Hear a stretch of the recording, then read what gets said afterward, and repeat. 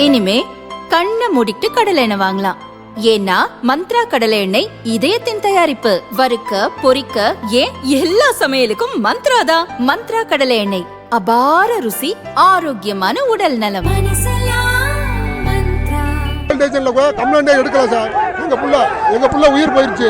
இந்த உயிருக்கு காவல்துறை தான் பொறுப்பு, முழுக்க அரசாங்கம் தான் பொறுப்பு. இதுக்கு உடனே எங்களுக்கு நீதி வேணும். எங்க புள்ள உயிர் போயிருச்சு. 2 நாளா குளத்தூரும் விளாத்தி கம்ப்ளைண்ட் எடுக்கலாம். அதனால எங்க பச்சை புள்ள +2 படிக்கிற புள்ள. தூத்துக்குடி விளாத்திக்குளம் அருகே உள்ள கிராமத்தைச் சேர்ந்த +2 மாணவி நேற்று முன்தினம் இயற்கை உபாதை கழிக்க காட்டுக்குள் சென்றார். வீடு திரும்பவில்லை. மறுநாள் பிணமாக கண்டெடுக்கப்பட்டார். மாணவி மாயமானதும் பெற்றோர் உடனே அருகில் உள்ள குளத்தூர் போலீஸ் நிலையத்தில் புகார் கொடுத்தனர். அங்கிருந்த போலீசார் 20 கிலோமீட்டர் தூரத்தில் உள்ள விளாத்திக்குளம் மகளிர் போலீசில் புகார் அளிக்கும்படி கூறினர்.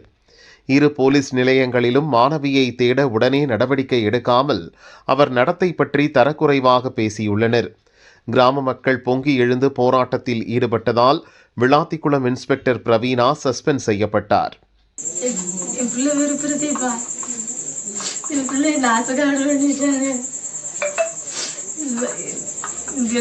விடவே கூடாது. எங்கனால போயிட்டு தஞ்சிவன தேடி பார்க்காம விட்டுறாதீங்க.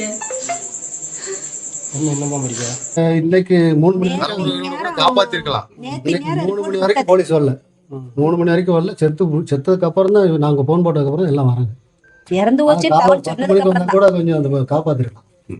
ஏன்னா செத்து நான் வாக்குல 3 மணி இருக்கணும். 3 மணி இருக்கும். அந்த 3 மணிக்கு அந்த உயிர் எவ்வளவு சிரமமா இறந்திருக்கு. பிள்ளையை முழு முண்டமா செதைச்சு போட்டிருக்காங்க. இது நல்லா படிக்கிற பிள்ளை, வேற யார்கிட்ட எந்த ஒரு ஆட்டிடியூடும் கிடையாது.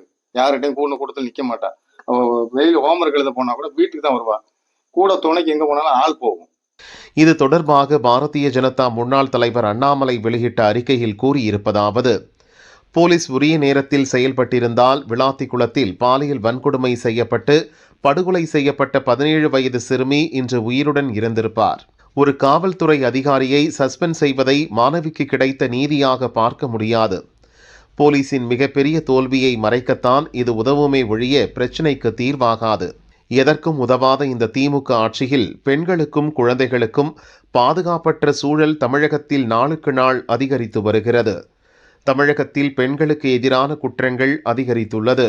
ஆனாலும் உள்துறை மற்றும் போலீஸ் துறையை தன் வசம் வைத்துள்ள முதல்வர் ஸ்டாலின் சென்னையில் நேற்று நடந்த அரசு நிகழ்ச்சி ஒன்றில் ஏற்பாடு செய்யப்பட்டிருந்த நடன நிகழ்ச்சியை ரசித்துக் கொண்டிருந்தார். இதைவிட அவமானம் வேறில்லை என அண்ணாமலை கூறியுள்ளார்.